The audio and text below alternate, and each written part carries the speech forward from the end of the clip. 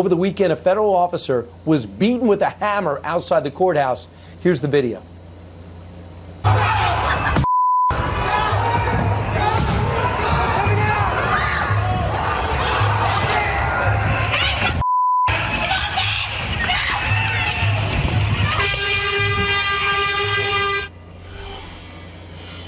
Jason Rantz has been all over this story. He's located in Seattle, very successful talk show host there, a lot of contacts in the region.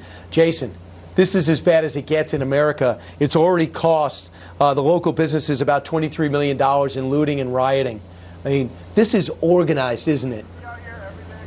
It's 100% organized. You have people who are either loosely or very closely connected with local Antifa organizations, whether they're talking about these loose organizations of individuals who just share their dangerous ideology, or they're literally communicating on Twitter and on Facebook and via Signal, these different apps, trying to get people to show up. And the reason why they keep showing up, the reason why you've had 6 weeks straight of this kind of violence, is because every single day for the last 6 weeks in Portland and across this country, cops are being demonized and villainized.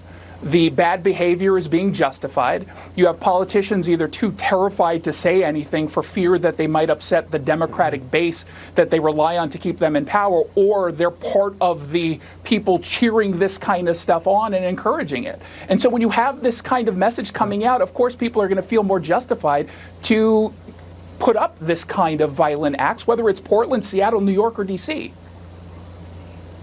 And this mayor gave a little, and he's paying the price. He's been humiliated and didn't waste any time blaming the president, said he made things worse by bringing federal troops in. Really? Yeah. It's always President Trump's fault. It definitely has nothing to do with the feckless, meek leadership of Ted Wheeler in Portland. It is so ridiculous. You have people who still want to pretend that the police are the problem. What's going on in Portland has nothing to do with George Floyd.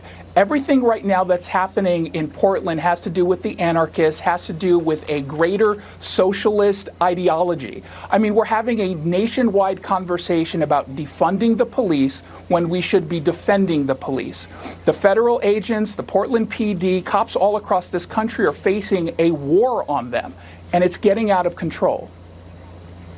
The FBI needs to be called in. We got to take apart the Pacific Northwest Youth Liberation Front. That's a division, we understand, of Antifa, another despicable organization.